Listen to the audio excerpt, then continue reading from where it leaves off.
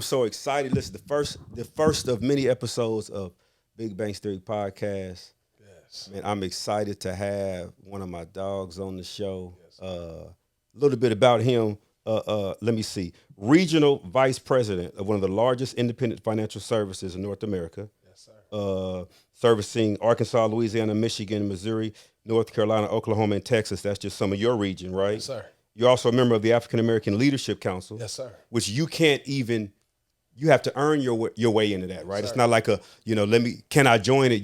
You have to earn your way into that. That's 200,000 a year to get on. 200,000 a year, okay. Winner of multiple other financial awards, Yes, sir. a CEO of Top of the Hill, Yes, sir. Top of the hill. Top of the Hill, serial entrepreneur. You've been in logistics, Yes, sir. humanitarian, phenomenal father, Come on, man. the karaoke killer.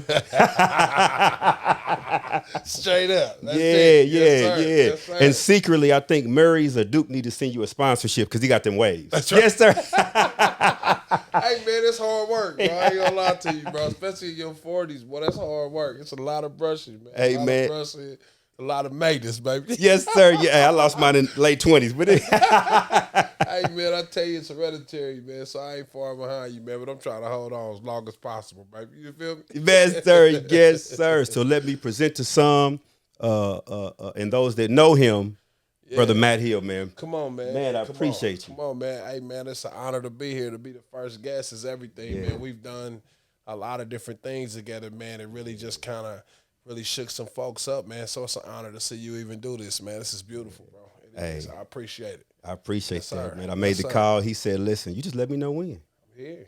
Listen, which speaks volumes. I appreciate that because, as he said, listen, he said minimum 200,000 a year is what his team had to make. So for a man to be making that and say, you know what, bro, if you need me, I'm there. Yes, sir. Hey, I appreciate that. Yes, sir. Yes, sir, Yeah. man. Man, it's a blessing, man, to come from where I came from, man. I came from, working my butt off and really not really having much. I'm working for a company. I was a store manager at Dollar Tree before I did this, man. And, I work my butt off. You talking about somebody own my time, somebody own me, tell me when I can go on vacation, tell me what I could do, what I wanted to do, man, and tell me when I can go to my kids' events. And they told me where I could live and what I could drive based off what they paid me. And I was really working 2 and 3 jobs in one because I had to be there when nobody else was there. When people called in, I had to be there. I had to unload trucks, man. I had to kill myself, man, and I really was working 2 jobs in one. So you talking making 60,000 a year? I thought I was doing something. What they do is they give you a title, and so when they give you that title, you really feel like you're doing something because I'm the manager, right? But they only giving you a title to enslave you because you don't understand what they really doing. So titles enslave us, and we feel like we really doing something when they give us a title, man. So when I worked 70, 80 hours a week, so was I really making 60 grand? I really wasn't. I was making 30. It was cut in half because I was working 2 jobs in one, right? But we don't know that because we so big on the title, man. So this company gave me an opportunity, man, to really expand and do some different things, man. It gives ordinary people an opportunity to do something extraordinary, man. So my highest income is that I'm a $380,000 earner, man. So U.S. currency? yeah, yes, sir. and you really just being around the people, man, making $380,000 in a year, man. It's just like it's next level. I've made over $60,000 in a month. What I was making all year, and all I do is take care of families. You know what I mean? And I love it, man. So I'm able to bless people, teach people how to change their life. And where we came from, man, it wasn't no opportunities. The OGs wasn't teaching us nothing to do nothing but sell drugs. No, that's it. Right? It was either sell drugs or rob people, and I didn't want to do neither one. We a product of our environment. Of course, I did all of that, but that wasn't who I was. And sometimes you got to get out of an environment to really see who you really are. And a lot of us we too trapped into the environment of the African American culture of how African American culture is supposed to be. And I'm not one of those guys. I wanted to get out, and I got out. I'm still in the culture. I still rock with everybody, but I was able to be blessed to be able to get out, man, and do something different, man. So I love it, man. I love the blessings that God got for me, man. I got an anointing on me, man, to bless other people, man. I got a tongue that a lot of people don't have, right? So I'm able to, I have the gift of gab. So I'm able to really show people and tell people, not just because I got to get the gab, because I'm excited about it. Anything you're excited about, you'll go do some great things, man. So I'm excited to help the next person become financially independent, man. So it's a beautiful thing, man. So I love it, man. I love it. Man, Yes, sir. Yeah, Yes, yeah. sir. Because the crazy thing is, and let me say this, because I've always said the name of your company wrong. Yeah. I've always said Prime America, Yeah. right? But it's Primerica, right? Yeah, it's Prime America. It's Okay. America, man. Everybody do because it's automatic. You see America, Yeah. so everybody hear America. You know what I'm saying? But there ain't no A in there. You know Yeah. what I mean? So it's just anytime we hear America, we automatically put that A on there, man. So everybody do. It's all good. Yeah. You know, and the wonderful thing you said is that you're doing something that you love, and you're also able to bless people. Yeah. And at the same time bless your own family. Yeah. I want to ask you a question. So the crazy part about Prime America Yeah. is that why is it that it seems like everyone that does it, it's like a drug transaction. And what I mean by that is, like if I go to their Facebook account, it's going to say financial services or let me help you. You call them and say, hey, what do you do for a living? Let me come sit down with you. And you know where we come from. The only time you got to come pull up on me is if it can't be on the phone. Yes, you know sir. what I'm saying? Yes, sir. So Yes, why sir. is it that, is that a strategy or why do people do that? I wouldn't call it a strategy, man. What happens is for us and our people, as soon as I tell you what it is, you're gonna go look at it and Google it. So I tell you I do financial services, you are the person, you automatically get scared because you ain't got no finances. So when most of our people don't got finances, we run from financial services. So you'll Google, and here's the thing, man, you go to McDonald's, don't nobody go in there and say, oh my God, I had the greatest Big Mac in the world. We don't put that. We only get on there and say, my fries was messed up, I hate McDonald's, they did this to me. So the negative is out there online, the positive ain't really out there, so you're not searching for the positive. So a lot of times people see the negative and they say, oh, it's a scheme, it's a scam. The people that put that type of stuff out there, so it makes you run from Primerica. So it also makes you run from, I don't have finances. So somebody like myself, I didn't have finances like that. You know what I mean? Absolutely. I lived a kind of a different life. So if I don't have finances, how can I teach you how to do something that I don't have? So what happens is when we talk to people about Primerica, then you hear that's one of them things because a lot of people will try Primerica, but it's a difference. Primerica is the number one. You Google right now, 40 million companies. Primerica is the number one out of all 40 million with the most 6 and 7 figure earners. Yep. So now you got to look at it in a sense of understanding where we're scared to tell people, well, it's not we're scared. We don't tell people what it is a lot of times because as soon as we do it, you put your own on there. I want you to hear it from me because when you hear it from somebody else or you hear it online, it's not the same for you hearing it from me. If I sit down with you and I'm able to help you see it differently than when you see it, you hear my voice, you see the excitement. You can sometimes I'll show you. I made $15,000 in 3 days. Nah, oh, wait a minute. You did what? Yeah, right. So I'm able to show you some different things, but I want you to give me a chance. It's kind of like a relationship, man. It's kind of like, why do men lie to women? Why do we lie to women to tell women I want to be with you? I want to be everything. Yeah, right. I give you the sun, the rain, the moon. I give right. Why do we lie to women? Because we want to get in there, and I want to see. I want you to let me in there. But if I come to you and I say, baby, I just want to take you home and let's have some fun, right? Oh no, I ain't. Right? They ain't gonna do that. But if we had that conversation up front where we doing Primerica, they gonna run from it. So that's why people in Primerica don't put it out there because nobody's attracted to Primerica. Primerica's not attractive. People don't join Primerica, they join you. And all I'm trying to do is get you to give me a chance to come and sit down with you so you can give me a chance to see here's the other part, bro. When you got a team and that team is losing, what's the first place to go? The first person to go. To the top? The coach. Yeah. Right? The coach is the first person to go. So it ain't that Primerica don't work. Sometimes you was just with the wrong coach. There we go. You was with the wrong coach. So give me an opportunity, regardless of what you used to before, give me an opportunity. I've had people that came over there with my team and exploded, but they did nothing over there, right? Because they got the right coach that's giving them what they need to go become, what it is, man. So that's another reason why some people everybody want to get rich, but we want what rich look like, but we don't want what it feel like. Feel like it's discipline. Feel like it's when I want to be at the club and Snowfall was last night. Everybody was at Snowfall. Man, I'm in my books. I got to get my securities. Y'all do Snowfall, I'm doing securities. So you go to the club, I'm here. So all that stuff people don't understand is what's in between rich. Man, rich is tough, man. Rich, if everybody would do it if it wasn't tough. Right? It's discipline. It's crying nice. It's nice where when your stomach is turning, you still can't give up. And you got to go harder. You got to get better. You can't ask God to make it easy. You got to ask him to make you better. So that's where we go wrong, man. People are always trying to beg for, hey, make this easy for me. No, man, that ain't life. Life is get better. Life is read. Life is, man, as a black culture, we don't do that. We get through school and that's it. It's a whole nother level of education after school. What books are you reading? What are you putting in your brain? Who taught? It ain't no financial literacy classes in school. What they teach you about finances? Nothing. Absolutely nothing. So that's what we do, man. We educate people, man. We get people to educate and understand life, time management, discipline, self-discipline. You gonna live a life of discipline, or you gonna live a life of regret. And I was gonna ask you that, because when I found out that's what you were doing, Yes, sir. I said, man, I'll be honest, that's when I believed it. Before you, Yeah. if I'm being honest, I didn't truly believe. Yes, sir. Because I've met other people that have done it, but not knowing them personally, me knowing you personally, I said, if he's doing it, I know it's real, right? So that's one thing. And then I've seen your work. I've seen what you're doing. I've seen not only are you making the money, but you're giving back. Yeah. And I wanted to ask you, though, what do you believe the difference is between your team being successful, right, as opposed to the other teams being successful? I know it's the coaching. So what I mean by that is you as a coach, what's different about you? And so the difference between me and other people, man, I just got a different passion for it, and I understand it differently. I understand the financial services part. To have your securities license, a lot of people don't get that. They can't get that, especially got backgrounds, stuff like that. And so I look at the overall picture. And that test is not easy. Huh? That test is not easy either. Yeah. I didn't want to interrupt you, but At all. He's very intelligent. That test not easy. At all. You know what I'm saying? It's not easy, man. And it's one of those things that I tell people, man, you really got to dedicate yourself and really sacrifice to do that. You have to make your life, whatever that test is, you got to make your life that test for a couple weeks and really put your face in that book. You got to sacrifice. You got to give up some things. You're going to have to miss some things, whatever it may be.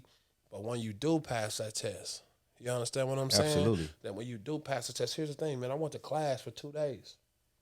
And made over $60,000 in a month. So, you feel me? Yeah. People went to school for 10 years and don't make that. Some people went to school 8, 9, 10 years and don't make that. I went to class for 2 days and I got a license, man. And all you got to do is pay attention and let somebody train you and just do what they said. Man, it just makes sense. And then you going to coach me? You going to hold my hand? You going to show me how to do it?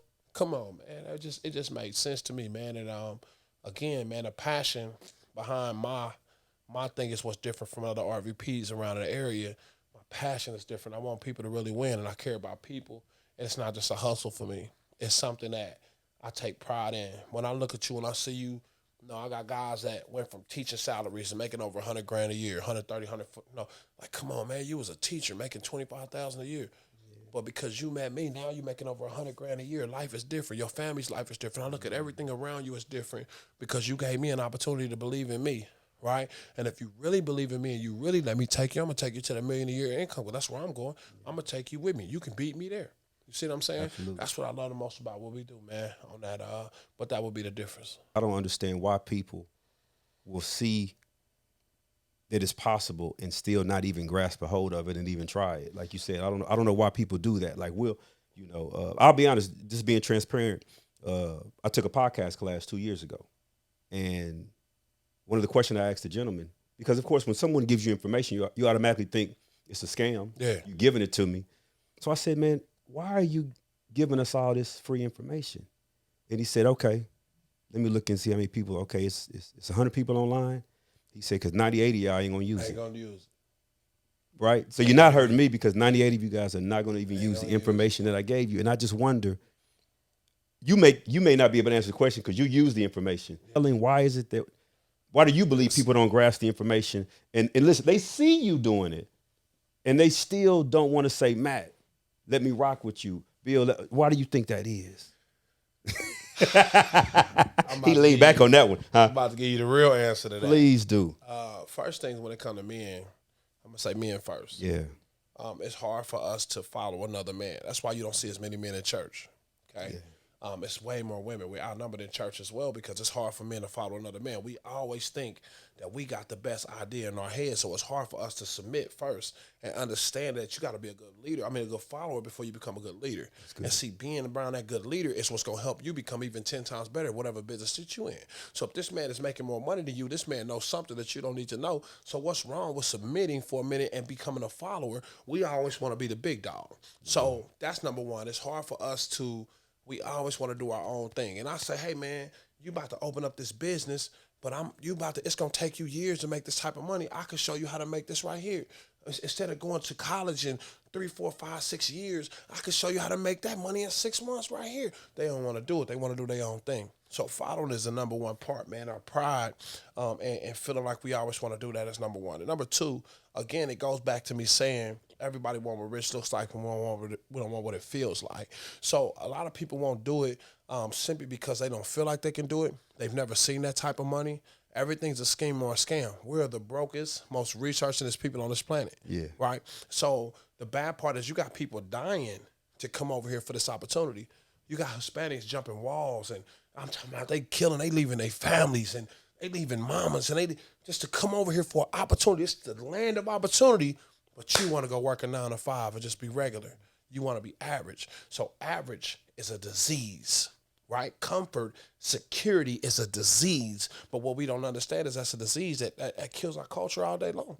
Right? We can go to work, get our little job, and go home. See, we feel like we free slaves because now we can at least go to work, get our job, and go home and do what we want to do. But you don't understand, you're still a slave. You're slave to somebody else. You don't even know it. But you going to you clocking in, you work for somebody else. We work for people that if you die, they ain't gonna come to your funeral. They don't even know who you are. No. You're a number to them. So a lot of people work for people that have no clue who they even working for. They control their time. They control everything. That's crazy to me, man. But I did it because that's what I was taught to do. We was taught the quickest way to get rich, go to school, go to college, and work for somebody else. That's the culture we've been living in our life. But 85% of millionaires ain't never been to college. So how is it that's a quicker way to get rich, quickest way to get rich, but 85% of millionaires ain't never did it? Does that make sense? It makes no sense. Right? So it's the mindset, man. People's mindset is why they won't do it. Everybody wants to change for a moment. They want to change now. Oh, my God, I want more. But then when you get an opportunity to lay in your bed, you're going to lay in your bed instead of go get that. Come on, listen. The information is here for all of us to get rich, bro. The information is here for all of us to get, like, you know what I'm saying? I'll be honest. I look at the same thing with my physical, my body. If I really want to, I just do it.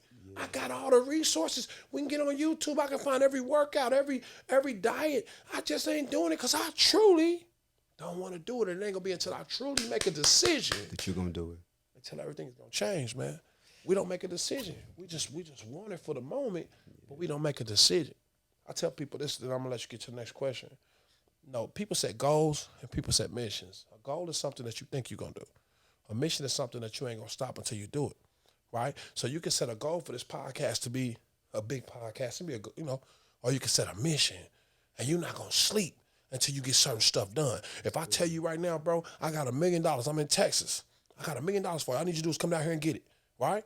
Is anything gonna stop you from getting that? No. Not a car. Your car can break down. I'm walking.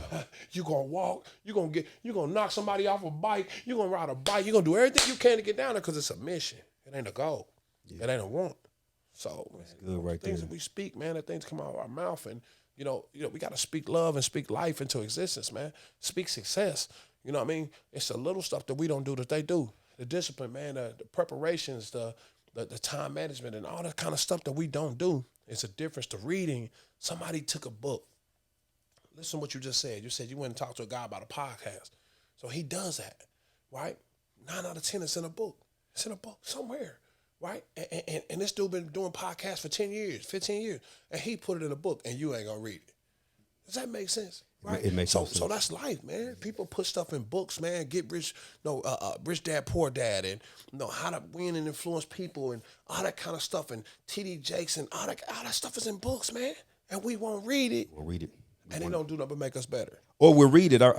Another class that I took, and also it was in a book that I read, a guy by the name of Brian Buffini, who is a real estate mogul, but he came from, overseas, came to this country for the land of opportunity. And he has this quote, and he said, education without implementation is merely entertainment. Come on, man. Right? Education without implementation is merely entertainment. And Sosa and I were talking, for those who don't know, I got my bro, Sam back here. We call him Sammy Sosa. But we were talking the other day, and I said, because you mentioned comfort, and we were saying to each other that our comfort is keeping us uncomfortable. We believe that us being comfortable, we're not getting out of bed and not doing the stuff that we want to do, is keeping us comfortable, because what if this happens, but our comfort is truly keeping us uncomfortable. And if we just truly got up and said, you know what, I'm done with this. I've made the decision to be on the mission.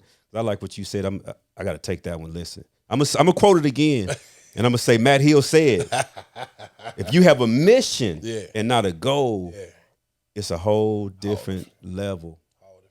Man, gotta get comfortable with getting uncomfortable, bro. Absolutely. That's when you get rich. Hey, and you know what I mean? Yeah, and that's what. Hey, you're exactly correct, man. Because it's only outside of a quick story. I was definitely afraid of heights. I'm talking about definitely afraid of heights. Yeah. Like we ain't getting on no ladder. None of that. Like ain't no cats coming out of trees, right?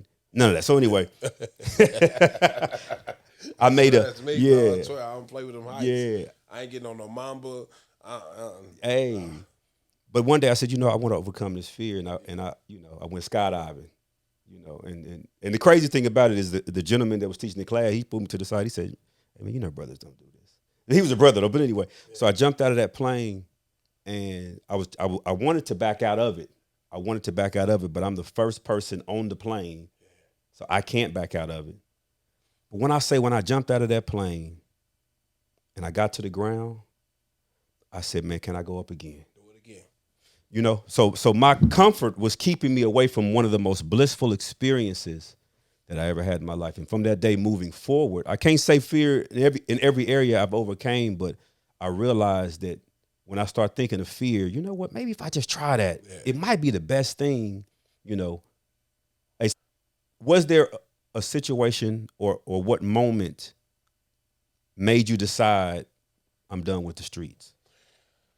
Man, growing up down there, it became a war down there. 12th Street was into it with 10th Street, and all the guys that we grew up with and seeing each other killing each other, man, and it became a war down there. And it was hard to see. But I think the biggest thing was everything around me was going to jail.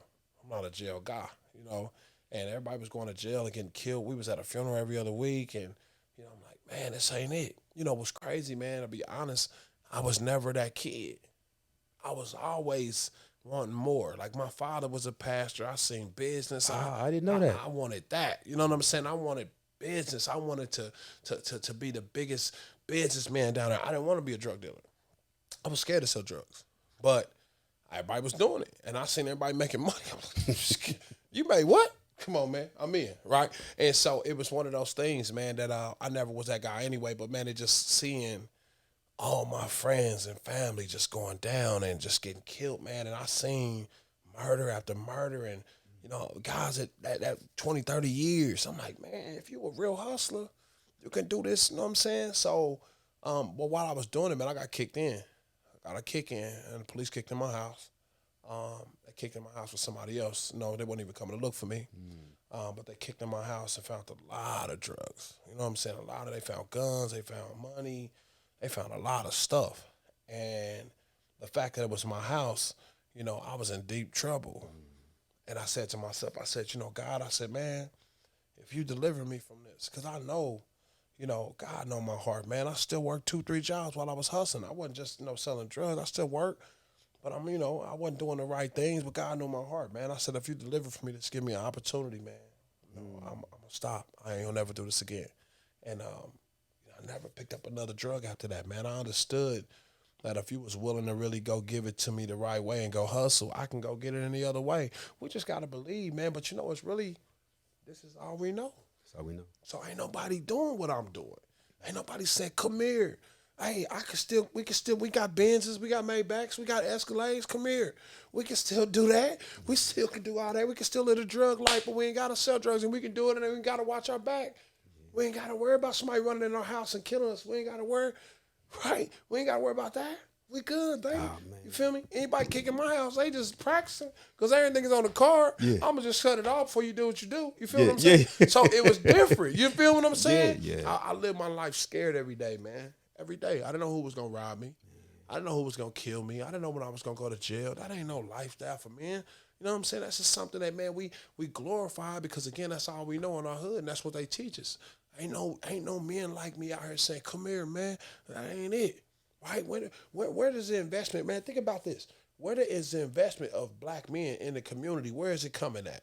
When have you had somebody come to the community that was doing well and said, "Come here, man. No, never. Come on." It don't happen.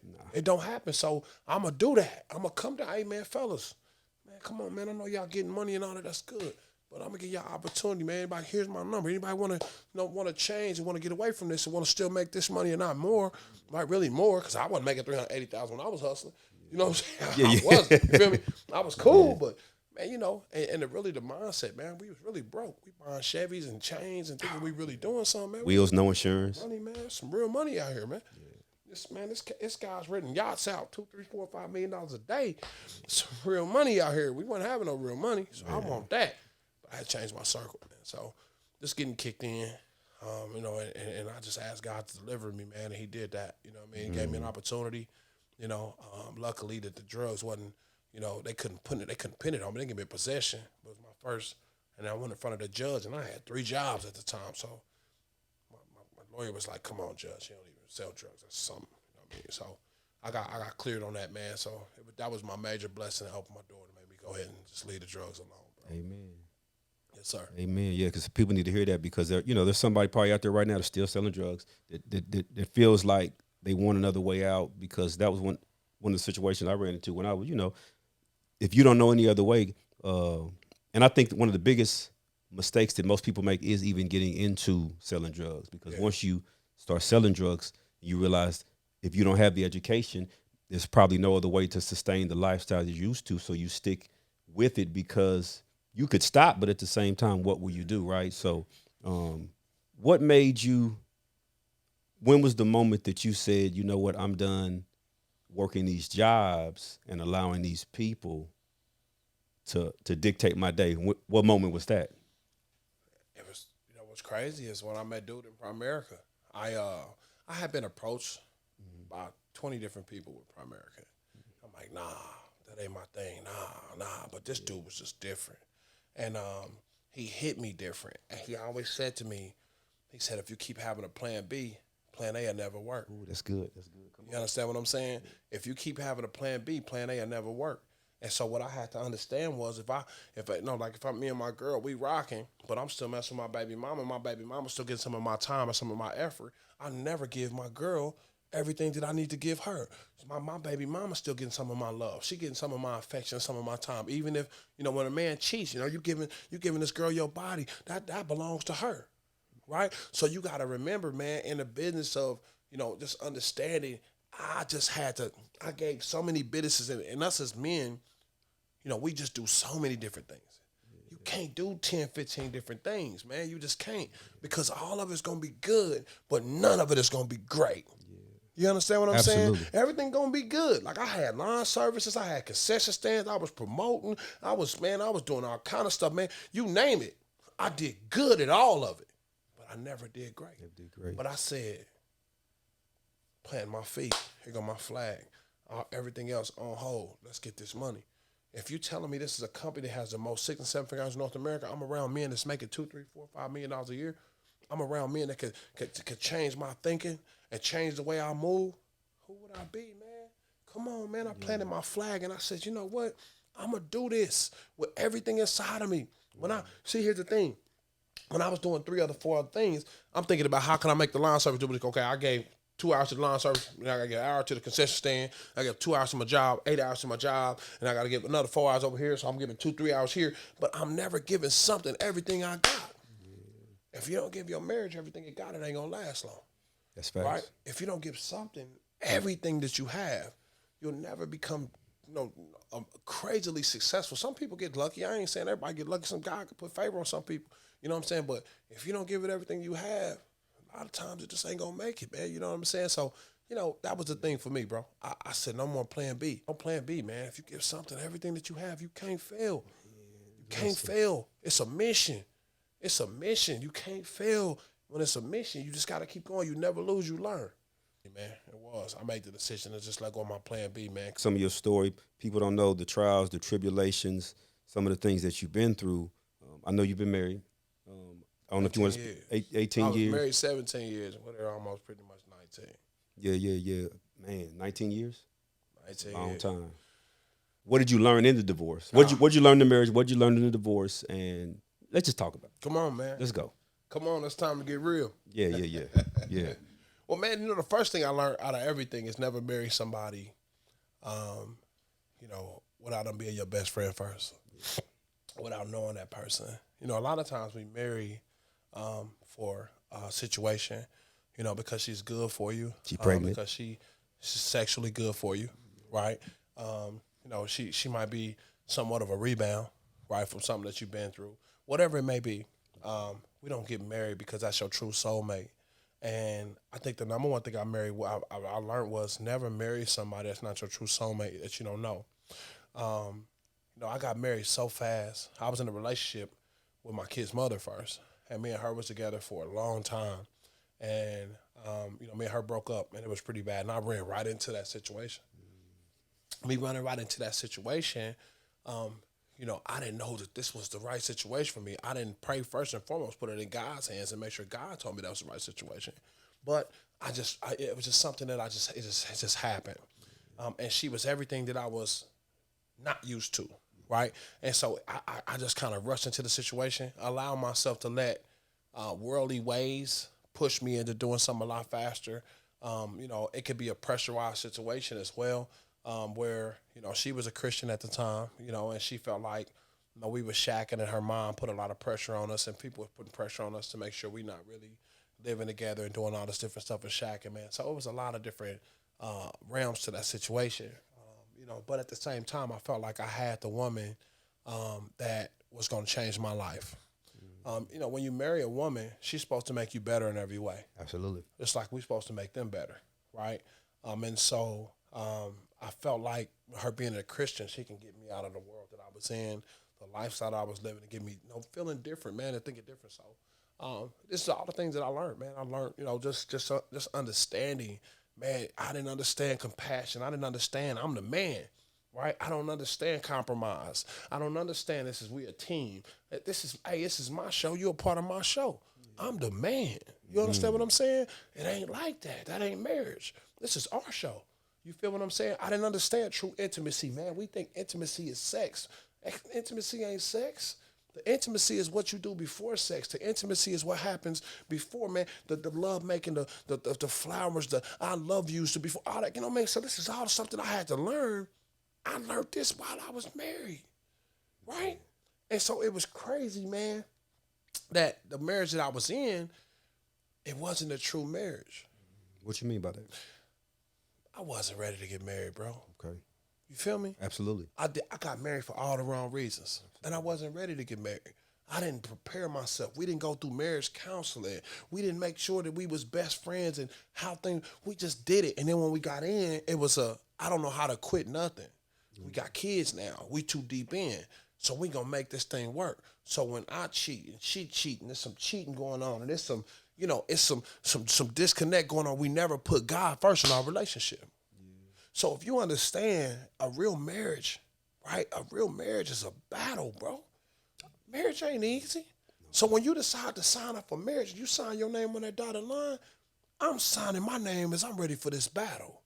Because she ain't going to always see eye to eye with me. I ain't going to always see eye to eye to her. But at the end of the day, we a team, man. And when we walk out that door, ain't nobody else going to see the disconnect. Our disconnect gonna be right here. And this is the type of stuff that I had to learn, man. I had to learn how to cherish my woman, and my queen is different than this is my girlfriend or somebody I'm dealing with. Your queen, man, I'm talking about, it just, I tell people all the time, man, your queen is everything for you, man. She's your anchor. She's your everything. She's your calm. You know, and again, bro, it took me to go through what I went through, you know, and like I said, man, no knock against, man. You know, I have nothing, no bad to say about her. I was with her for 19 years. I had nothing bad to say about her. You know, and the crazy part is when you do, that's a direct reflection on yourself. So if I talk bad on her, well, I was with her for 19 years. You chose How that make you look? Yeah, you chose You feel me? How that make you look, man? So often us as colored people, we bash each other when we ain't together no more. But how does that make you look? You was with her for 19 years, my man. Yeah. When a girl say, he was this and he that and he didn't have it, he had a little this and he couldn't. Yeah. Was with him for 19 years. You knew 18 years ago he was like that. Come on. You feel what I'm saying? Yeah. We'll give you one, but the other 18, that's your fault. Come on, man. Yeah, absolutely. You know what I'm saying? So I have nothing negative to say about it. We just didn't mix. You know, when it came to, you know, and after the divorce, and when I went to the divorces, when I went through the anger management. I found out a lot of stuff, man. I'm gonna say this to everybody. Please go get therapy. Absolutely. If you got some things that you battling, man, go get that therapy. Because there's some things that you battling inside of you that you don't even know you battling. You need to sit down with somebody and let them bring those things to life. Man, I had childhood things that I was bottling in from my family and hatred and hurt, bro, and pain. And I'm like, man, why am I so angry? And I couldn't get the answer. But we too big, we too men to sit down with somebody and get that help. So man, after my marriage, I got help, man. I went to therapy, man, and it showed me, the person that I really was. Okay. I was more in control with her than in love with her. That's good. Right? I was more focused on controlling her than I was focused on loving her. Where you gonna do this, because I'm a man, and this is what this is. And it was simply because I looked at her differently than I should have looked at her, right? If I look at my queen as my helpmate, you'll never step on somebody, or you never want to hurt nobody that you look at as your helpmate, because you know how important she is to your life. And I didn't know that. I took that for granted. You think it was fear also? Do you think any of the control was fear and I didn't mean to cut you off, but in reference to if I can control this situation, then I control you, and you can't not love me, and you can't leave if I control you. Was that a part of that at all? Oh, it had everything to do with it. Okay. Man, as men, we feel like when a woman fears us, she ain't gonna never leave. Yeah. And then the fear of, if you're not in control, she will leave. She can do whatever she want to do when she want to do it. It changes the mindset. But if you understand, love conquers all, man. And if you can really understand, man, true love, and she ain't gonna go nowhere. And man, women, man, listen, man, when a woman got true love, not I bought that love, when a woman got true love, man, it ain't nothing more dedicated to you in life. When a woman got true love, though, and I tell people all the time, man, unconditional love. Is deep. It is. It's deep. Most people never been in true love. We loved, or we thought we was in love, but we wasn't really in love. Most people don't know what real true love is. When you're truly in love with somebody, you ain't gonna want to go get in bed with another woman, because all you're gonna be thinking about is, who am I hurting? Karma's real, bro. Hey, man, karma's real, bro. I don't care what nobody say, man. Karma's real. So if you truly love somebody, before you lay your butt down with some other woman, you're going to be like, nah, because it ain't just about me. I'm hurting her. You understand what I'm saying? True love is so different, man. And we love a lot, but we don't know what true love is, man. As a culture, we don't, man. Because here's the thing. How can you ever give something a lot of us never have received? If we never had it. Never had it. I'll admit, I don't believe I had unconditional love until I got married to my wife now. Right? I believe I was taught unconditional love through her. I've seen it through her, because, and I'm not saying that my parents didn't try to give me that. Yeah. They probably did. I'm saying when I felt it, when I believed it existed, was then. Yeah. Because as you said, you can think you're in love. But I realize, love is a choice, right? Yeah. So love is a choice, and you have to give to love, If you're not giving, and I'm not saying monetarily, but if you're not giving up a part of you, if you're not willing to compromise, if you're not willing to give up your what you think is right to hear the other part, you know what I mean? Yeah. What was the quote? Love is about devotion, not emotion, right? You have to be devoted to the decision that you sign that line. Come on. I don't think a lot of people actually have read the vows in listening to it. Yeah. Right? Yeah. Sickness and health. Yeah. Better for worse. No matter what. Till death do you part, right? We hear the better, we hear the riches, we hear the health. But it doesn't say or. Asks you, and then he asks her. Which means he's asking you, do you agree to this? Yeah. All right, now let me ask her, does she agree to this? Yeah. And you both say, I do. We say it, but we really haven't. You know what I mean? I think every marriage should have, or every marriage and anyone thinking of being married should print out the vows and put it on their bathroom mirror. Yeah. Right? Yeah. And every day you need to wake up and read those. Yeah. Because I didn't want to get married again, because the first time I got married, I didn't understand the vows. Yeah.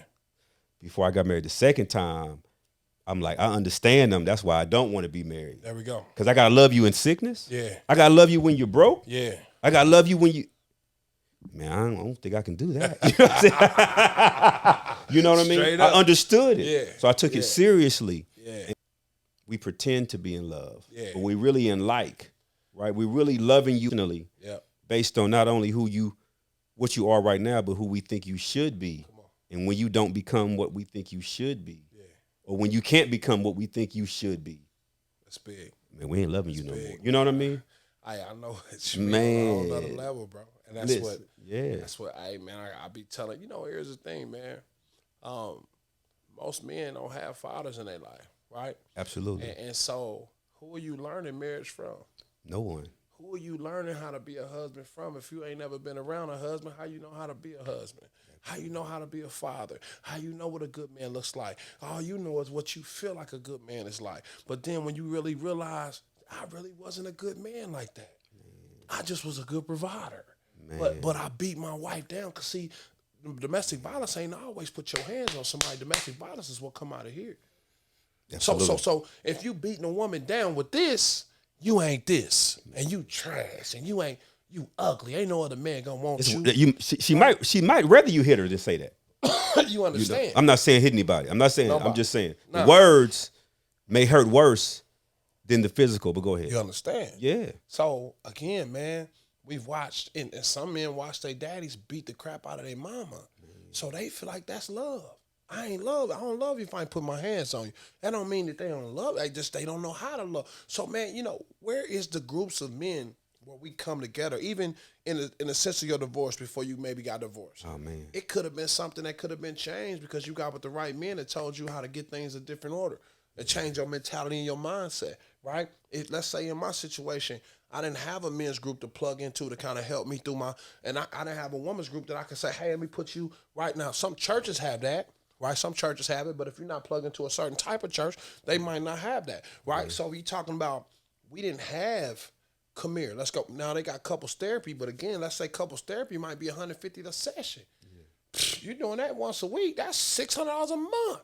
Who got $600 a month sometimes? You know what I'm saying? Hey, listen, you might be fighting because you ain't got $600. Man, come on. Man, you know what I'm saying? man, So it ain't really that, man, to where people just don't understand what real love is, man, and just keep going, man. And we gotta do our best, man, to really, like I said, guys like yourself, guys like me, man, that really had a voice that is married and have been married and, you know, been through the trials and tribulations to really teach them, you know, what marriage is really about and give them positive, you know, things to look forward to, man, when it gets tough. You know, we run to our single friends and our single friends want to go to the club.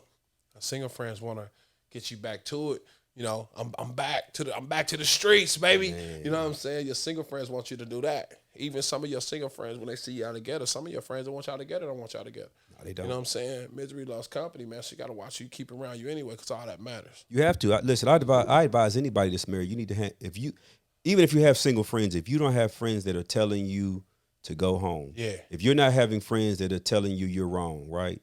Because oftentimes our friends or our loved ones, they want to only hear our side, right? And they may say, oh man, she wrong. Yeah. So if you don't have people that are saying, now what did you say again? Oh no, you need to apologize. Yeah. Or, you know, so you have to surround yourself with people that not only will hold you accountable, but you have to be mature enough to be held accountable, right? Yeah. Because if you're not, then your marriage is going to fail. You know, and like you said, man, everybody needs to have counseling, separate counseling. You know, the craziest thing about marriage counseling or even counseling is I feel that people believe, especially in marriage counseling, that they there for them to fix the other person. Yeah. Counseling is about fixing you. Amen. Because some of the things that you believe your husband or wife need to change may be the exact thing that God has placed in them for you to change. That's big. Right? So while you're going in counseling thinking, fix this person, God is like, nah, that's who they are. You need to stop looking at it like that because I'm trying to grow you, right? Yeah. You know what I mean? That's big. Yeah, man. Go to counseling with the open mind, not of it's going to fix them. Yeah. It's going to fix me, right? Yeah. Man, marriage taught me all of that, man. Marriage taught me, the way that you talk to your woman, the way that you encourage. You know what I mean? We don't even do that. We don't. When is the last time you've encouraged your woman that she's great? And, you know what I mean? And if you really look at, man, look at this, man. And I tell people, I had an epiphany. Women, they go to school, they work, and they have 2, 3, 4, 5 kids. So they got to make sure they get to the dentist. They got to make sure they get to the doctor. They got to make sure they got clothes. They got to be their counselor. They got to be all this other stuff. They got to be a beautician, all of that. And they got to work. And they got to do their hairs, their nails, their feet, their eyelash, their eyebrow. You understand? Then we come in like, where the food at? Do you understand? If men had to do half of that, we would freak out. But we get a chance to go out here and do whatever we got to do, go work, go do what we do and live our life. You know what I mean? And she got the kids. We might get them on the weekend here and there, fill them up with some candy and drop them off. You know what I'm saying? We super dads. Yeah. But super mom don't get what she's supposed to have. So we supposed to, baby, I love you. You're the best. I appreciate you. Oh, man, absolutely. Because if we understood what a woman is to our life the right way, come on, man. Hey, man, come on. Come on. Listen, I believe in my home, so this is what I believe is the load may never be even. Yeah. And I'm not saying I'm doing more. I ain't saying she doing more. And what I mean by that is the load, because there's responsibilities that I can't do and she can't do. Yeah. But we need to try to make it as even as possible. Yeah. And what I mean by that is I wash, you fold. You cook, I clean. I cook, you clean. Yeah. And what I mean is I'm gonna cook the meal, you wash the dishes, you gonna cook the meal, I'm gonna wash. So what I mean by that is we have to start understanding, like, if we all live in this house, then we all need to put Let's go. some effort into it, right? Let's go. You know, it's not the days of a woman supposed to cook and clean and the man pay the. No. We all need to come to collectively together in this home. Do our part. Right. You know, and also listen, fellas, this is off the subject, on the subject, but listen, you start cleaning up and helping her out, she probably won't be tired in with no headache again. You might stop hearing her talking about I'm too tired and I got a headache. Come on. If she come home and the house is clean. I'm just saying. Yeah. That's all up. Them vacuum limes do something. Yes, sir. Yeah, but anyway. Yeah. Yes, sir. Man. Listen, I do all of that, bro, and I Yeah. learned that, man. It's crazy our chemistry, man, and that's what we do, man. She'll be cooking, I just clean. I cook and she'll come do the sides. I do the meat, she do the sides, and we clean together. And we didn't even. It was nothing that we discussed. It just happened. You know what I'm saying? Because we know where we was at with things, and we a team, man, and just understanding that, man, is everything, bro. Because I swear, you know what I mean. It's easy to get wrapped up into that. Thinking like, she cook, I take out the trash or whatever, I do this and all that kind of stuff, man, and roles, and man, you got to remove the roles, man. It's a new day. Remove the roles, and some people want to say, well, I make the most money. Okay, so what does that mean? And and let me say it like this: you may make $200,000, and your significant other may make 50, but if they giving you 40,000 of that 50, I mean, they giving you all they got, right? So you can say you make more, but are they not still valuable because they're giving you all they have, right? That's crazy. Someone else told me something in reference to like how we love each other. Like, you're 100 in a certain area, may be only 10 for me. Yeah. If that makes sense. Yeah. Like all I have to give you in that area is 10%, but to me it's 100, and you giving 100 in that area, and you think I'm only giving 10, but I'm giving you the 100 of what I can give, right? Does that make sense? Yeah, so we have to understand that people are loving us the best way they can sometimes in those areas, and we have to respect that and know that, as well as not just try to discount, people in relationships because they don't make as, you know what I mean? Like, all of those things, man, we got to take into account, and I believe we start doing that, getting therapy, praying on who we should be with, right? Man, the thing, you know who you shouldn't be with. Yes, sir. Listen, some people change. Some people wake up, they change, they flip out, and you didn't know who they were, right? Some people, right? But if they did that, you wasn't with them long enough to let them reveal it to you, because they couldn't hide it for 10 years, right? Right. They hid it for 6 months, and on the 7th month, you like, who is this? I ain't even. No, you didn't know because you never. So some people change, but for the most part, believe who you're dating. There we go. And stop trying to believe that they're going to become who you want them to be. That's the biggest thing I did. Man, look at it and walk away. Go ahead. That's the big thing. Yeah. I married the change. Man, you can't marry the change. I married the change. I married the, You know what I'm saying? I married who she was gonna be, not who she was. I married the thought of who I thought she was gonna be, not who she was at the moment. And so too often we always thinking that she gonna change or he gonna change or they gonna be better and all this other stuff. And then understanding you never marry somebody if this is number one thing I learned. If you cannot be with them for the rest of your life the way they are now, that ain't the woman for you. It's not. That ain't the woman for you. If you can't be with her for the rest of your life the way they are right now, if you can't wake up and spend a lifetime with them for who they are now, that ain't the one for you, man. If you feel like you got to change her or change him, or they going to change one day, keep on holding on for that change because you're going to be waiting for a long time. Now, people change. I'm not saying that. Everybody changes and evolves at some point. But again, the change and involvement ain't because they doing it for you. People got to change for themselves. Ain't nobody going to change for you. And if you trying to make them change for you, it ain't going to never work. And in my house, if you make 50 and I make 200, we make 250. That's it. We make 250. Ain't none of that. You make 50 and I make 200. Absolutely. Because if you my side and we make 250. And what's mine is mine, and what's mine is yours, and what's ours is ours, and all the other stuff you want to say, I don't even know. Not mine is mine, but it's ours. It's ours. You feel what I'm saying? Absolutely. So that's what I had to understand, man. I don't care what she make and what I make. This is what we make. Because it's coming into my house. Yeah. So ain't no different, man. And when brothers can understand that, man, I'm not listening, man. Money is the biggest root of evil in the house. It truly is, man. It truly is. Money and sex. That's all, especially for the men. We just, hey, as long as I got some money and I'm getting some action, I'm good. You feel me? Sometimes, if I got to use the money for the action, go ahead, my bad. Come on, man. Sometimes. No, whole nother show. They ain't got nothing to do with it. You know what I'm saying? I just want peace, baby. Let me get some peace. And a peace. Go ahead. Hey, that's it. Give me some peace, man. Give me that. You know, we good, man. And that's the best part, bro, to be honest, man. And I was too focused on the change. You know, my wife previously, like I said, man, I was focused on changing her to being somebody that I wanted her to be, not marrying who I already wanted her to be. You know what I'm saying? And when I asked God, you got to be careful what you ask for.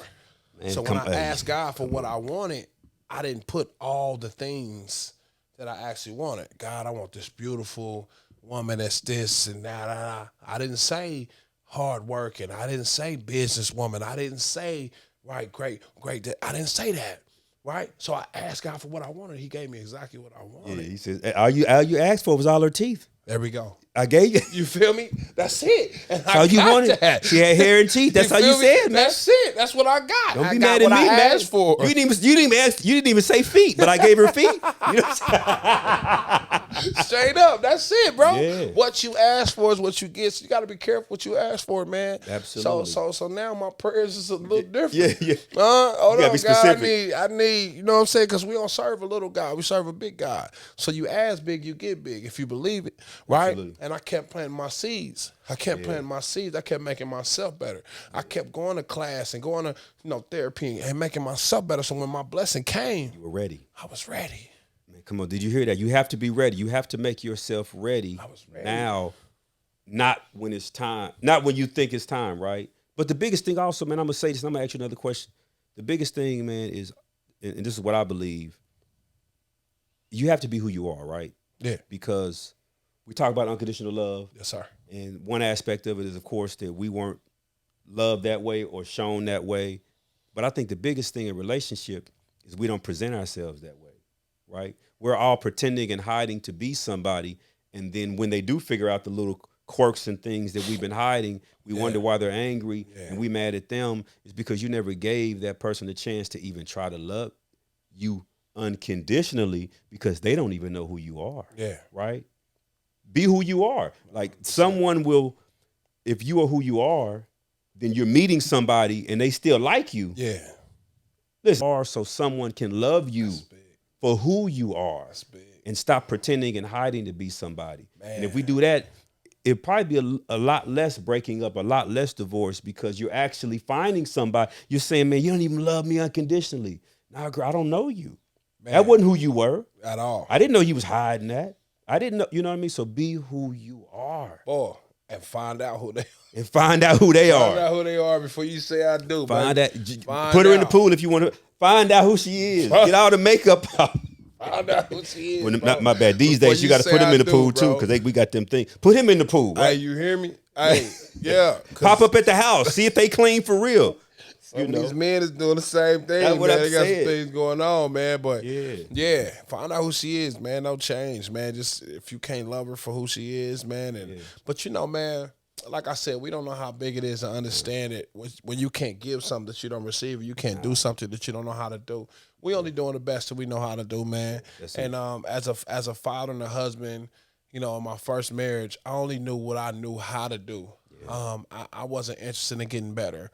No, what are we reading to become a better relationship? Or, you know what I mean? When is the last time you asked your wife, baby, what can I do to be better? What can I do? You know what I'm saying? What is it that you would like to see more of from me? You know what I'm saying? The affectionate part. You know what I'm saying? And stuff like that, man. If nobody shows you romance, like we don't even know gentlemen. They say gentlemen. Well, if you don't know, your daddy ain't ever opened your mama door, you don't know what being a gentleman is? What's that? I don't know. I heard opening the door. That's all I know. But we don't know pulling out the chair. We don't know letting her eat certain things. It's a lot of stuff to come with gentlemanship. But if we ain't never been taught what a gentleman is, how can we do something we ain't never been taught to do, man? So the love ain't been there, man. I'm gonna be honest, man. I felt a voyage, from my father. Man, my father wasn't in my home, right? Because my father and my mom didn't see eye to eye on a lot of stuff, so they weren't in my home. So I seen my dad on the weekends. And sometimes my dad would have a situation where I wouldn't see him for 2, 3, 4, 5 weekends because he got me every other weekend. But let's say that weekend, that other weekend, he didn't see me because he had a situation. I ain't see my daddy for a month, right? So then when I see you, I only see you for 2 days, right? So I see you for 2 days, but I'm with my mama 28, right? So I got more of my mama in me than my dad all day, every day. You feel what I'm saying? So I'm not really learning how to really be that man or that young man that I need to know how to be because I got too much of my mama in me. But the good thing is I grew up on 12th Street where I was made to be a man down there. Yeah, you know what I'm saying? It's a little different down there. You got to grow up quick down there. But it was just a fact. But the streets taught me a lot of the stuff that they taught me that was negative, man, because my father wasn't really there. So my dad didn't really teach me, but me seeing my dad, he'd been with his wife over 30-something years. So me seeing him with his wife, it gave me something that it's in me. My grandfather was with my grandmother till he passed. So it was something that was in me that was instilled in me. I want that, right? Yeah. But the reason why I'm like that again is because I seen it, right? I seen it, my daddy and them. You know what I mean? I seen, I seen it. Opposed to most men don't even know who their father is, so they don't see it, right? They don't see it, man. And I tell people all the time, man, we're lacking men helping men because, again, they don't have the positive role models to tell them that they wrong. You're absolutely right. You're absolutely right. You're wrong, man. You wrong. Right. Go home. Don't do that. One of the biggest things we do, bro, me and wifey get into it. We get into a situation, and I'm leaving. What's she thinking I'm doing? Going somewhere else. At some other woman's house. You got to be. Instead of saying, I'm going to go downstairs, babe. Yeah. I'm going to go downstairs. I'm going to sleep downstairs. You sleep upstairs for a minute. Let's get this right. Right? Let's get our head together. This is something that I had to learn. Yep. Because in my mind, I'm gone. I'm out. I'm mad. I'm going to go do this. So now all she thinking about is who is he laying up with? Who is he messing with? Yeah. But if I give her the peace of mind of knowing, baby, just because I'm mad, I ain't about to go lay up with no other woman, because that's 90% of the time when somebody go do some dirt is when they mad. Absolutely. When they mad. That time that you told them other chicks no, when you mad, you tell them what? Yes. Yeah. So I'm going to stay at the crib. But she got to understand on her side, we can't always talk about everything right now. We can't always. Give me a minute. Let me. And vice versa. Give me a minute. Let me. Sometimes she too upset. So I got to say, hey, babe, let's not tomorrow. Let's revisit that tomorrow, because tonight we on 10. So you yelling, I'm yelling. We mad at each other. We screaming, we yelling at each other. We didn't get nothing resolved, bro. We didn't get nothing resolved. We super mad at each other, right? But if we say, hey, babe, tonight, let's go to bed. You know what I mean? And then tomorrow, when our head is clear, we chill, we calm. At this moment, now we can have a real conversation. You're absolutely right. One thing I've implemented, and this is what I've learned, to add on to what you say, is you can always say it later. You can never take it back. Yeah. So I believe when you're with anybody, especially husband and wife, but with anything in life, anybody in life, like, before you say anything when you're angry, remember, calm down. You can always say it tomorrow. Yeah. But you can never take back what you said yesterday. Man. Right? So I think that they used to, some people call it fighting fair. Yeah. But just hold on to that and understand that, listen, the words that you say, because I think a lot of marriages, a lot of relationships, friendships, cousins, they fall apart because they remember what you said, right? They remember what you said. And here's the crazy thing about arguing is like, you can argue with somebody and they may say something crazy about you. You say something crazy back. All they heard was what you said. They forgot what they said. Yeah. Right. So you can always say it later, but you can never take it back. Right. And that's every relationship again, but especially marriage. If we can I don't care how much he's pushing your buttons, he pushing your buttons, how much he's trying to make you argue. Listen, just remember, you can always say it later, but you can never take it back. And if people would hold on to that, because listen, you may go on 2 years from now and your woman's going to still feel a certain way because what you said about her mama. Yeah. What you said about her, right? Yeah. Right? Yeah. You said it out of anger. Maybe you meant it. Yeah. But you never in life you was going to die with it. Yeah. But she made you mad. Yeah. She hurt your feelings. Ooh, I'm going to throw it at her. Everything. And now maybe I didn't mean it. No, you didn't mean for me to hear it. Yeah. Right? Yeah. That's what you didn't, because you thought of it. Yeah. Yeah, you can always say it And later. that was the biggest reason why my first marriage failed. And as a man, you have to take accountability for the things that happen. I didn't understand verbal abuse. Yeah. Because I've been verbally abused my whole life, right? My mom would say things to me that, but I didn't understand because this happened to me. And I knew my mom loved me and she didn't mean it. So if I tell you that you're a piece of you know what, right? I don't mean that, baby. You know I don't mean that. I just be saying stuff when I get mad, stuff I don't really mean, right? But you like you just said, you said it. So when you mad, it's when you say the things that you truly mean. But my mom said some things to me, man, that to this day haunt me, bro. And I used to really let that bother me. Like, man, why would my mom and my mama die for me, bro? Why would my mom say something like that about me? Or become verbally abusive not knowing that I didn't understand verbal abuse, man. And I said some things to this woman that I never forget. Well, I forgive myself for, man. I'm a forgiving guy, man. I started forgiving God. I forgive myself for. But it's things that I wish that I never said. We say things. You feel what I'm when saying? We hurt. Oh, my God. I was hurting on the inside. She wasn't protecting me. Furious that I said that out my mouth, man. I didn't mean that. But I was so upset at the time I meant it because I was mad.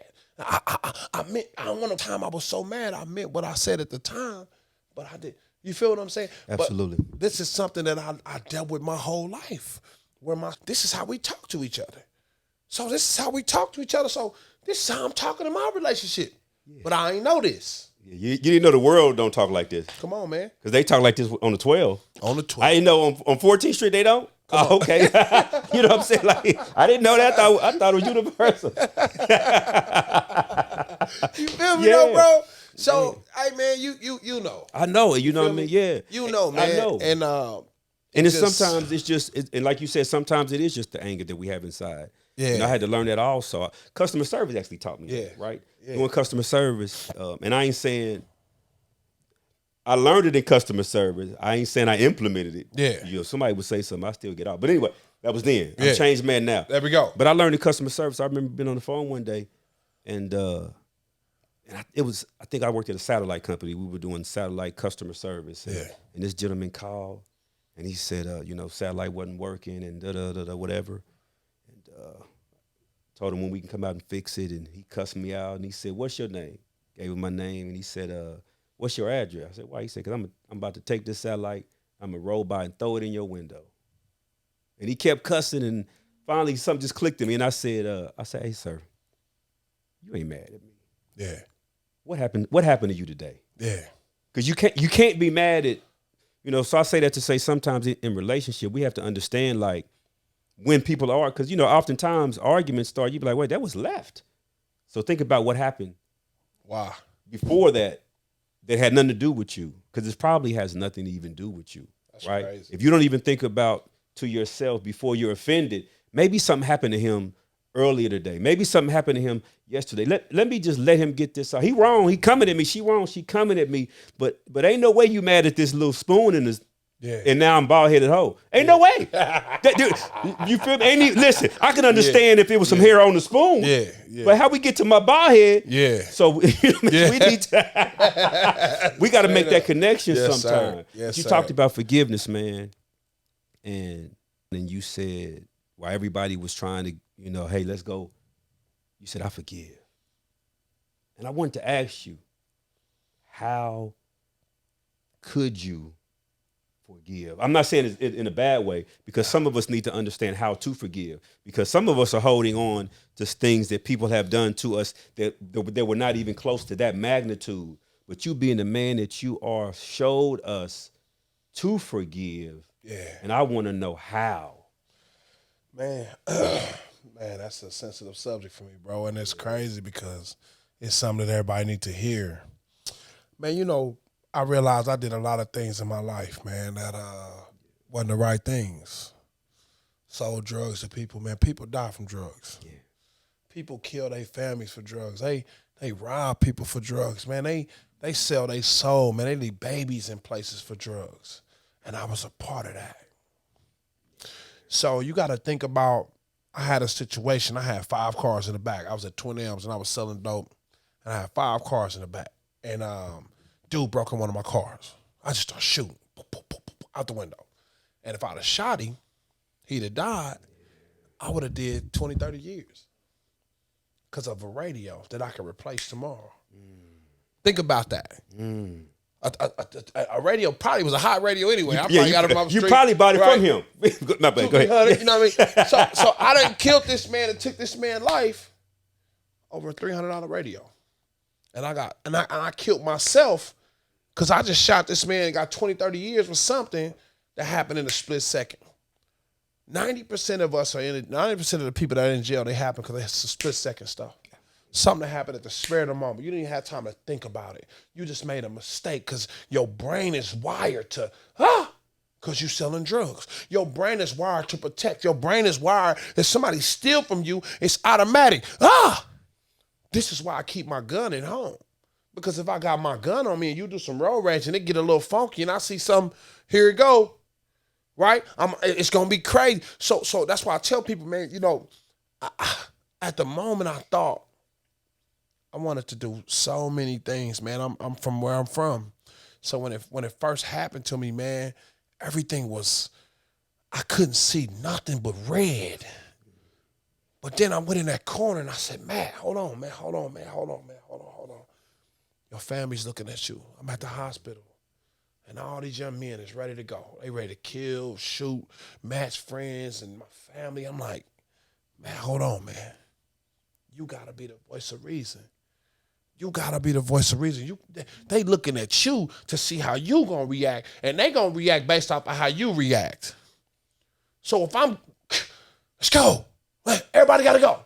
Guess what they going to do? They going to do the same. So I knew immediately that I had to be the voice of reason and say, hey, y'all, come here. I grabbed everybody. I said, come here. And we prayed.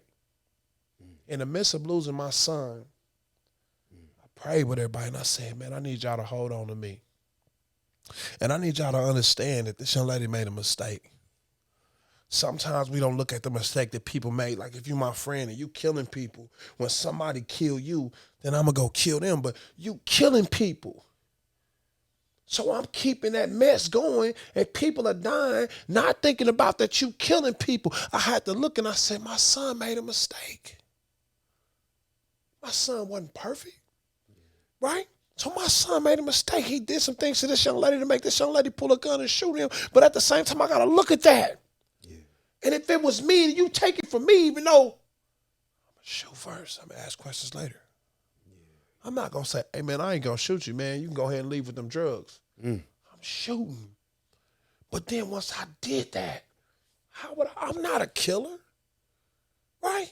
I'm not, that ain't who I am. So how would I want people to forgive me, man? Sometimes we got to look at the overall picture. How would I want people to look at me if I was in jail and I'm pleading for my life because I made a mistake and I didn't mean that? So often, man, jails is filled with young men and young ladies and people that make split-second decisions and they get themselves a chance. Man, them people wouldn't do that again if they could do it all over again. Absolutely. They wouldn't. Hey, man, that little girl wouldn't kill my son over $100 worth of weed. She wouldn't have done that. But all she knew was he's robbing me. I don't know what else to do. Shoot, bam, bam, bam, bam, bam. We not thinking logical. Let me shoot in the air and stop him and all that kind of stuff. People that could do that stuff are trained to do that type of stuff. We ain't trained for that. We trained to react the way we know how to react. Somebody walk up on you and start talking crazy. You try, let's go. Because mama always taught me, hey, fight first, ask questions later. Mama didn't tell me to find and ask, why you walking up on me, man? What's wrong? What's the problem? Mama didn't teach me that. No. Mama said, go first, ask questions later. Be the first to strike, because the first one to strike is the one that usually wins. So that's what Mama taught me to do. But if I kept them principles that Mama taught me, I'd be dead right now. You feel what I'm saying? So the emotional part about it, man, I'm good now. But the emotional part about it is, man, that young lady made a mistake based off a split-second situation. And I've done situations like that. I've had different where we done shot at each other, or somebody trying to rob me, or anything, whatever that may be, right? Ain't nobody trying to rob me, period. But you feel what I'm saying? I know if it would have happened, right? Somebody would have ran off with mine, I probably would have did the same thing, and I'm not a killer. That ain't who I am. That don't make me a killer because somebody robbing me and taking from me, and I don't know what I'm gonna do. That might be my last. Wait. You can't run off on my last. So she shot my son because my son made a mistake. And I'm not the silly parent to say, I'm killing you even though it was just $100. My son took something from her and he ran off. And my son should have never did that. My son had a pocket full of money. He should have never did that. But my son didn't take stuff serious, and my son thought the thing was a guy because it was a girl. And so I just understood that, man, forgiveness is something that if I didn't forgive this young lady, I wouldn't be who I am now. So many times, man, we hold on to things that we can't move on because we're too busy holding on to the past. Bro, I never focus on the things I can't change. I can't change it, man. I can't. So I can't sit here. I'm not going to sit here and be the person that's just holding on to all this hurt and this pain, and I can't change it. But I had to learn that, though. I had to learn that. So you got to learn to forgive the people that forsake you. You got to learn to forgive, man. Some of my best friends now are people that we was having shootouts. Yeah. Billy Jenkins. Man. Me and Billy was fighting like crazy. Every time I seen Billy, that's my bro now. Yeah. I coached his son. Yeah. Right? We great friends now. He worked with me. We worked for each. You feel what I'm saying? But man, this dude was trying to kill each other. And now you're friends. Right? Because of the streets. Because of some stuff. Me and Billy never had an issue between me and him. Not one time. There was some other mess, some other stuff. But these are some of my best friends now, man. I could tell you some of my best friends now are dudes that I just didn't get along with. And we had issues with. But the fact that I was able to forgive and let go of the mistakes that I made and we made and all those other things, my life is different, man. My heart is different. My stress level is different. Bro, people die from holding on to stuff and stressing from things that's happened in their life, but they ain't let go of the past. Sometimes people just don't know what they doing, man. To be honest, man, they just don't know no better. And we got to learn to forgive, man, and get that stuff off our heart, man, because God forgive you for all the stuff you did. So who are you not to forgive? Man, that's so. I mean, listen. I'm gonna say this. We probably gonna end it. That was good. I heard forgiveness, and I can't. I don't know who quoted it, but I promise when I say your quotes, I'm gonna say your name. Matt Hill said that. Yeah. I don't know who quoted this one, right? But it was quoted that holding on to unforgiveness is swallowing. It's like swallowing poison, expecting the other person to die. Yeah. Right. And we hold on to it, and as you said, because I know everybody's seen the Tyler Perry thing, and they like forgiveness is for you. That's cool. That's true, right? But the deeper part of that is when you start remembering not only what God has forgiven you from, but when you start really thinking, have you apologized to everybody? Have you been right to listen, even if you were wrong on accident, you did something to someone, right? Yeah. Somebody in the world or somebody that's passed on never had the chance for you to even say you were sorry. Never had the chance to forgive you. Yeah. Right? So if you think about even the best of person, because we're not perfect. Like I done broke some hearts. Yeah. I didn't probably cut some people off in traffic. Yeah. Maybe they fell off slid off the side of the road. I don't know. I've done some things that maybe I don't even know I've done. Yeah. And I'm darn sure done some things I know I did. Yeah. So for me not to forgive others would be a disservice because I know somewhere here in this world, I need somebody to forgive me. You know what I mean? Yeah. Need it, man. And that's deep, bro. And I can't express to people enough how deep it is, man, to forgive. Man, my heart, so much pain been lifted off me, man. So much hatred.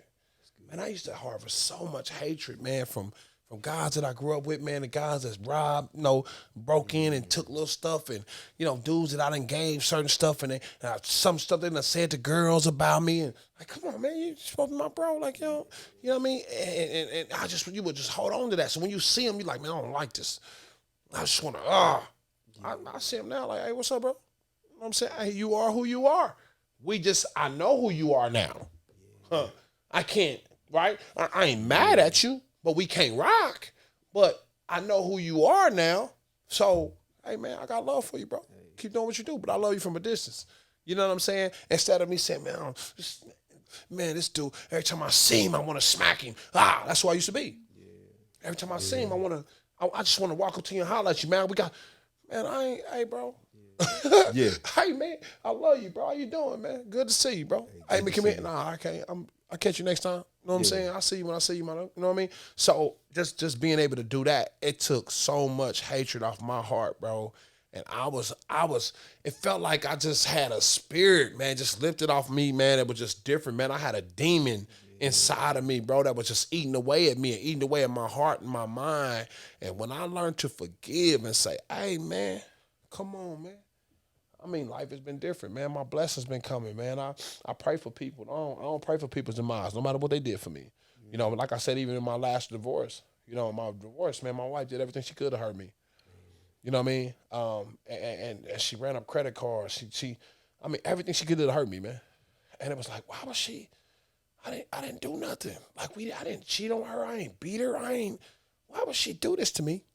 But hurt people, man. And if she could do it all over again when she was thinking straight, she wouldn't do that. No. But when you mad and you hurt and you trying to hurt other people and you hurt people, man. So, I look at that and I look at like, man, I forgave her. And when you forgive people, someday, later on down the line, y'all could be best friends. Y'all could be good friends. Not best friends. Y'all could be good friends where y'all can really have conversation for the kids and things like that, man. But, it takes that forgiveness, man. Like when somebody cheat on you and hurt you and they made a mistake. Forgive them. Forgive them. Man. You know what I'm saying? We human. We make them, right? We make mistakes, man. But when we understand that they made a mistake, man, they human too, man. You know what I mean? Absolutely, man. That's good. Because your forgiveness may change them. Yes, right? sir. It's like if I can't fight you if you're not fighting. Yeah. And if you're not fighting, then in some moment in time, I got to wake up and say, why are they not fighting? I got to grow. Yeah. Or I got to go find somebody else. There we go. Man. That's exactly what I did. Man. Through all the storm, I never fought back. Hey. I never fought back. Yeah. I didn't put a Facebook post. Nobody even knew I was in a situation. I didn't know you was going through it. Nobody did. Because I didn't fight back. From the stuff that I was being said and told, and I said, man, I'm not going to do that. I'm not going to fight fire with fire. Yeah. I'm going to forgive this young lady, and I'm going to love on her. People will get mad at me because I wasn't mad about the situation. I'm like, she going through some things. Well, and I ain't saying I wasn't mad. I was hurt. I was pissed. But I would come out of that and I would pray for her. I would say, Father God, man, just, she don't know what she's doing, man. Just touch her heart. She's going through something. I don't know, whatever it may be. But she's so mad at me. And you spend 19 years with somebody, you don't try to hurt them like that for real, unless you really hurting, you going through some things. It's a mind thing you're going through. So I said, she got some things that she's going through. She upset. And again, a lot of that came from some of the verbal abuse, some of the things that I did. I didn't really uplift her, right? I did more negative talking when it came to things. And I told her all the things that she didn't do, but I wasn't praising her for the things that she did do. See, you never know sometimes what you have until it's gone. That's why my cherishing of this one is going to be different. You understand what I'm saying? Because I know what she brings now. And something that I would have taken for granted before in my old marriage taught me in my new marriage coming forward, I don't take that for granted. You understand what I'm saying? Oh, absolutely. So all the stuff that I went through, a lot of people don't know that sometimes being in a marriage and being through things is what prepares you to be ready for the next thing. So somebody would say, that's a bad thing. Oh, you've been divorced before. Nah. That's a great thing because I got the experience. I've been there. I know all the mistakes that I made. Now it's a great thing when they learn from it. Now that they the same person and they never change, but I learned from all of that stuff that I did in my situation, man. From just understanding how to, like I said, man, Brittany, when you understand she's your queen, man, I think that's the biggest thing we miss. Absolutely. She is the missing key to everything going on. And when you uplifting her, telling her how proud of her you are and how much I appreciate you and all the stuff that you do, man, they want appreciation like we do. Absolutely. We want appreciation. They want it too. You know what I'm saying? They want to know that we appreciate it for all that we do. Because like I said, man, women do so much. Even when they got a man in the house, they still do. They still go to work. They still make sure the kids got everything they got. They still the counselor. They still make sure they cook. Come on, man. And the least you can do is let her know, baby, I appreciate you. That's the least we could do. At least you can do that. At least you can do that. At least you go home and be faithful. Listen, I agree with you, man. I love my wife. Yes, sir. I'm never going to disrespect her. I'm never, listen, I'm so in love with this lady. Come on. Right? And at the end of the day, like, even if life changes and she act crazy for 2-3 years because she just crazy for 2 or 3 years. Come on. I love that woman. Yeah. You know what I'm saying? And the decision is made that I'm a death do us part. Now, what I'm not saying, maybe I got to send you to heaven early. I don't know. But I'm saying we're going to be together till one of us dies. I'm going to take that out. I'm in it. I made the decision, because she is the missing piece. Yeah. And she has grown me and taught me so many things, right? In so many areas that I wouldn't be here if not for her. You know what I'm saying? Like I said a post on her birthday. I was like, listen, what was it? I don't know how I made it this far without you. Yeah. But I know I can't go no further. Come on. I don't know how. Yeah, I don't know how I made it this far without you. But I know I know I can go further only with you. You know what I'm saying? Like, listen, I can't go no further in life unless she's by my side. 2 could do the work of 10. Oh man, 2. You know what I'm saying? 2 could do the work of 10. You got that yin and that yang and that. Listen, we make the mistake of wanting our spouse to be who we are. Yeah. But the blessing is them being who we're not. Right. Come on, man. Right. 2 could do the work. I mean, come on, because you're going to be strong in this area. I'm going to be weak in this area. Yeah. You're going to help me here. I'm going to help you there. I'm going to calm you down when you... Listen, it's crazy. My wife is so calm. One day, I was always, hey, where they at? And then one day, she was like, where they at? And I'm like, you better calm down. Right? But I'm like, wait a minute. You rub it off on me? Yeah. But the blessing was she taught me to be like, calm down. Right? So she's who I'm not. Vice versa, right? All day. Man. That's the best part about it, man. Yeah. That's the best part about it, man. And I love that, man. Just understanding that she's supposed to be, that's what she's supposed to be, bro. That's it, like, man. you know what I mean? We got that same situation, bro. Absolutely. Got that same situation, man, and I love it. She brings a different element. Like, I don't like doing certain apps and all that old technical stuff. She love that stuff. You know what I'm saying? So she loves the app. I'm like, man, I don't like doing that. She be like, man, you look at the app. I'm like, no.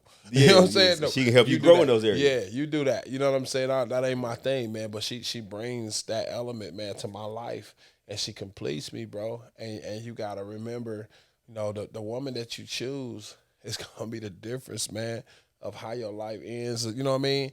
On a lot of levels, man. So, you got to choose right, man. You got to choose right. I don't choose all this new stuff that's coming out, man. You can buy butts and buy breasts and buy, you can flatten stomachs and you can buy all of that stuff, man. You know what I'm saying? So it's like, I don't live for that type of stuff, man. That's cool. I live for who makes me whole. I live and I just got lucky. Absolutely. I got lucky and I got my woman that matches all the stuff that I wanted to match, and I just got lucky. You don't get lucky like that sometimes. But I got lucky, man, and I got a woman that got everything that I need, man. Yeah. On top of that. Hey, I'm going to say this. First of all, congratulations. Man, I appreciate it. But second of all, like you said, we often don't get lucky. But I'm going to say this too, though. I agree and I disagree. We don't get lucky twice. Yeah. Right? I mean, you're only going to find your one-on-one. You found your one-on-one. Yeah. But some of us had that one-on-one, and we messed it up. You may never find that one again. Man. Some of you have it right now, and you're not holding on to it tight enough, and you're going to let that go. Yeah. Right? So when you have that one-on-one, do your best to hold on to it. Come on. Do your best to do whatever it takes to make it work, because trust me, what you got, you ain't going to get again. Yeah. What you got now, you ain't going to get again. At all. You know what I'm saying? So If anything, you want people to learn from this. I mean, listen, we didn't talk about so much all day. We gonna have, I don't know. This gonna be monthly. I don't know. But we talked about business. We talked about relationship. We talked about forgiveness. We talked about marriage. We've talked about. I mean, you dropped so much wisdom. Is there anything you want to leave us with? Is there anything that you think we need to know that you didn't tell us already, or to reiterate that you've already told us? Man, I think just really being able to be a part of the podcast, man, and really share my story and some of the things that I've been through, man, in life. I just think the biggest thing, man, is if nobody caught on to nothing that I said, I put God first now. In my decisions, in my business, in my relationship. I prep myself to be ready for everything that came my way. And so I think, like I said, man, the biggest thing that I say to people is understand that your school education was the information that you had to learn to get through school. It wasn't the information that you had to learn to be great in life. So what you do after school is going to be the difference of you being who you are. And the universe pays you what you're worth. If you're not worth 100,000, you ain't gonna make 100,000.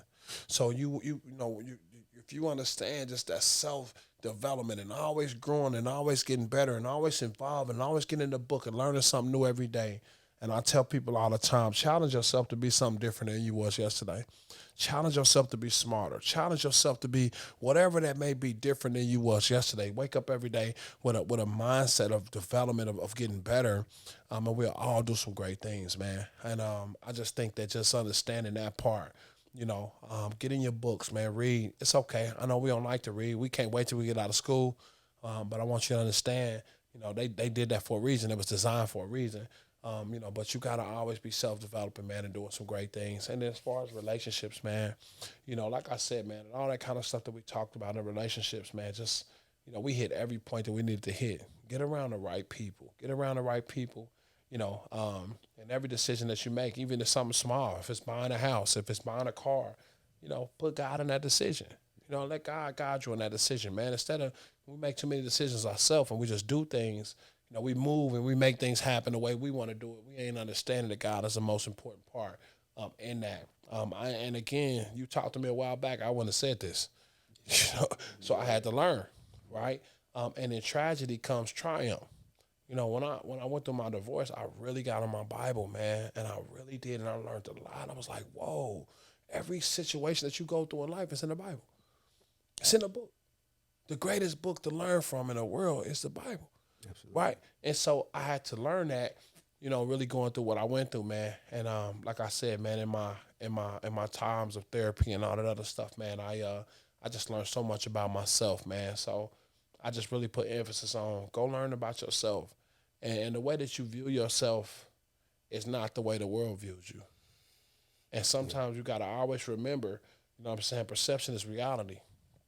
So you got to find out more about yourself, man, and become better in yourself and get over yourself and start learning how the world looks at you, man. I'm a big teddy bear, and I'll give you the last. I'll give you my last. I'll give you a shirt off my back. But people felt like I was a bully when it came to things because I would say things that came to my mind, and I would think they were jokes and certain things, and because I'm big and I'm, you're a bully. I'm like, what? I'm a dude that'll stop the bullies, but that ain't how the world looked at me. So I had to make some changes. I had to look deep inside myself and say, man, why does the world look at me this way? And it was because of the persona that I gave off, and I had to change, man. So perception is reality. So start asking about yourself and get better acquainted with who you are and how other people look at you and perceive you, man, and the rest is the rest, man. And like I said, man, if it ain't about Primerica, I tell people all the time, it ain't about Primerica, man, it's business. Everything that I said today is pertaining to business. And the only thing, we're just talking about, with Primerica part is just like I said, people are scared of Primerica because of financial services. But everything outside of that, that's business. That's life. That's entrepreneurship. If you're ever going to win and go do something great, that's what you got to do, bro. So that's where we at, man. I mean, that's man, I got so much, man. I'm a ball of information, baby. Hey, you know what I'm saying? We're going to get all of it. Yes, sir. I came from it, man. And, yeah, man, you done did some great Facebook Live podcast. That's what we done did. You know what I'm saying? So we got to get back to it, man. We talked about a lot of stuff on them podcasts, man. We probably saved some relationships. Oh my God! I know we done saved some. We probably listen. We done started some. Yeah, we probably messed some up too.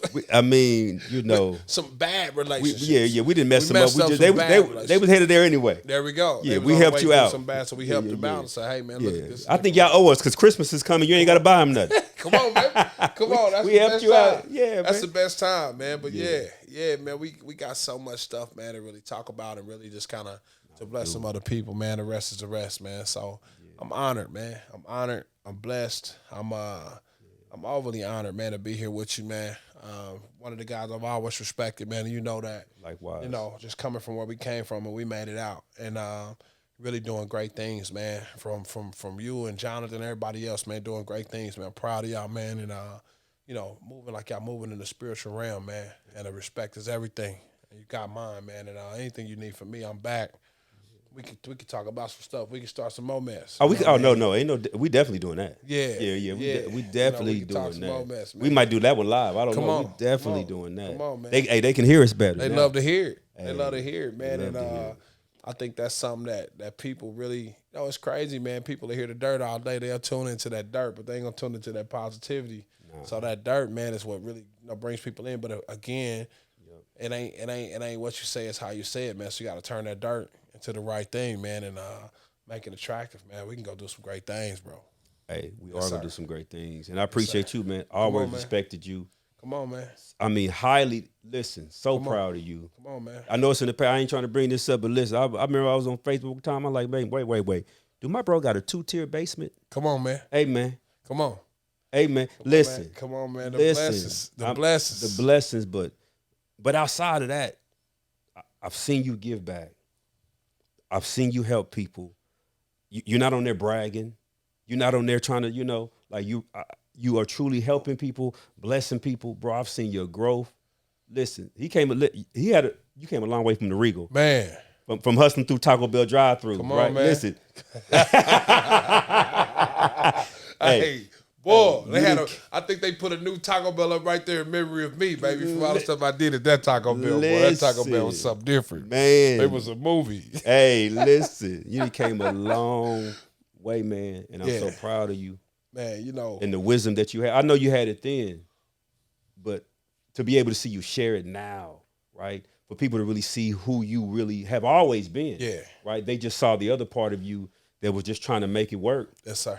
But now they get to see this Matt, man. Yeah. And I'm just, hey, listen, if you ever need me. Oh, man, come on. You know I'm there. The love is real, man. Yeah. And I just had me a birthday party, man. That mug cracked off, man. There was a lot of people that came out and showed me love, man. It was beautiful, man. And, one thing I say, man, is if you got to brag about what you do, you ain't doing it for the right reasons. Yeah. I give away $1,000, man. I know one Christmas I probably gave about $30,000 worth of toys away, man, to kids and blessed kids, and the parents would come in, and I never took a picture, I never took a name, I never took nothing. I just said, come in and grab some toys for your family, your kids, man. And I do that every year, where I've given away thousands of toys and food, and give people, man, I give people so much, man, and I ain't never put it on Facebook. I put the toys on Facebook, like come get some, but I ain't never put somebody's face on Facebook, man, and so many guys will do something like they giving out haircuts, but then you putting the people haircuts, you cutting a homeless hair, but that's somebody's mama, that's somebody's daddy, that's somebody's brother, that's somebody's son, uncle, and you putting them on Facebook so the world can see that, man. I don't feel like that's fair. And if you're doing it for the right reasons, man, God gonna give you your blessing all day long. Yeah. And I know, man, the more you give, the more you gonna get. So I'm always giving because I want God to keep blessing me. So I'm giving to the less fortunate that don't have what I have. So I'm gonna get what I get back tenfold, man. I'm planting them seeds, man. But the best part is I'm not doing it because I want somebody to see me doing it. And now you're absolutely correct, man. I listen. I 1,000% agree with you on that, because the question is, would you give if the camera wasn't there? Yeah. Are you only giving because the camera's there? Or you truly trying to bless somebody? Or are you just doing it because you feel like people gonna bless you if you? Yeah. You know what I mean? So I agree with you. I don't believe in broadcasting. I don't believe in. I'll say this, and I had to grow into. I mean, I'll be honest. I'm not saying when I was younger, I would give with the expectation of receiving eventually. Of course. Right? There were seeds that I did plant with the expectation, hey, okay, if I fall off, somebody do it for me. But I remember one day, man, I called a partner of mine and asked him for a favor. And yeah, anything you need because you remember you did X, Y, and Z, and I didn't even remember. And I'm saying that to say from that moment forward, I said that's the kind of giver I want to be because I didn't even remember what I did for him, which means I know I did it from a spirit. For the right reason. You feel me? For the right reason. I wasn't writing it down. He said it and he was like, you don't remember? I'm like, I guess I did do that. Yeah. So I say that to say, man, if you're going to give, do it from the place of I'm not even doing it, thinking about it to receive back. God put it on my heart, or I'm doing it because I want to do it. And it's going to come back so much more of a blessing. Yeah. Listen, it's going to come back when you least expect it because you didn't do it with the expectation. Tenfold. Man, yeah, so. Tenfold, man. Tenfold, man. But, man, I appreciate you. Yes, sir. This has been amazing. Come on, man. First episode. Come on. I got to bring you back for the second, third, and fourth. Hey, but we definitely got to do, that whatever the monument is the 50th or the 100th episode. Come on. We're going to keep this thing going, man. Come on, man. You know what I mean? But I'm ready I appreciate you coming. I'm going to play this back for myself. Yeah. Because you taught me so much. And you got me motivated. Let's get it. To get to it, man. So I appreciate your time. Thank you for coming, brother, man. And I know they appreciate it. Hey, man.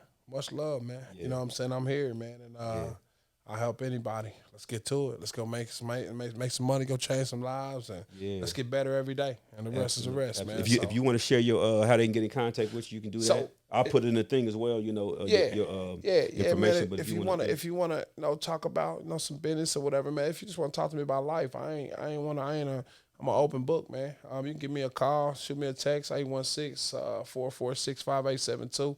I'm always available. Office downtown, right across the street from the T-Mobile Center, man. So we can always catch up down there at 1301 Oak, man. So office down there.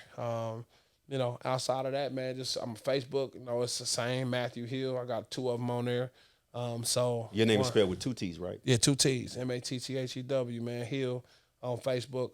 It's the one I got the suit on. It's the one I really responding. The other one, I just really kind of got that as a backup. But yeah. I'm going to tell you to bring that jacket too. I need that. But go ahead. My bad.